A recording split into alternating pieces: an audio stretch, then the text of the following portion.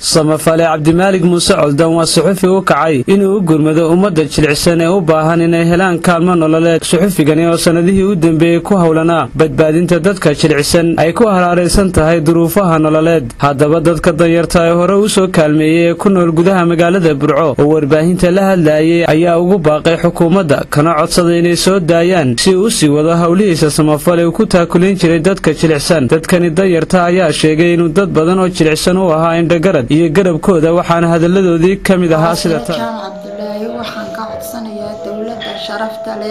dawladda sharafta leh Soomaaliland waxaan ka codsanayaa Cabdimaalig Muuse Coldoon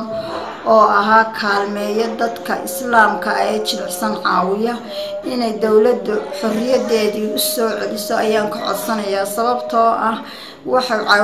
caawin jiray ka indhaala ka curyaanka ka gurigiisa hoostiisa ku baqtiyay ka ay tabcaanka aan cidi ogeyn oo dalka u dhashay oo cidi ogeyn buu caawin jiray isagoo intuu gurigiisa dhexdiisa ugu tago magacaygu waa Cabdilaahi Aadan Dhagasoog waxaan ka codsaday madaxweynaha Soomaaliland iyo xukuumaddiisa inay soo deystaan Cabdimaalig Muuse Coldoon saasan ka codsanaya inay iska cafidaan ilaahay inala qabto isagoo baraxa inoo yimaado isagoo hoostiisa baabuurka waxaan leeyahay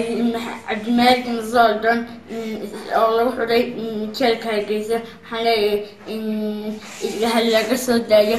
madaxweyne aan ka codsanaynaa inta soo deysid Cabdimaalig Muuse Coldoon xorriyadiisa soo celisid dawladna ka soo saartay jeelka oo magacaygu yahay Cawil Yuusuf Ismaaciil ku magac dheer Cawil Curyaan waxaan maanta halkan codsi uga soo jeedinayaa madaxweynaha jamhuuriyadda Soomaaliland mudane Axmed Maxamed Maxamuud Siilaanyo oo aan leeyahay mudane madaxweyne waxaanu ka codsanaynaa haddii aan nahay dadka jilicsan agoonta naafada curyaamiinta dadka waalan dhammaan in aad cafis madaxweyne u fidiso Cabdimaalig Muuse Coldoon. Cabdimaalig mudane madaxweyne wuxuu ahaa suxufi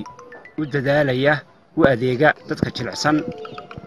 oo isbaray dadkii jilicsanaa ee dalka joogay iyo hadaladani ka soo yeeray dadkani jilicsan ayaa ku soo beegmaysa xilli muddo toddobaada uu ku xidhan yahay gudaha magaalada Hargeysa samafale Cabdimaalig Muuse Coldoon. Khadar Cabdirasaaq Salebaan Khadar Hanad shabakada caalamiga ee Aduna News magaalada Burco.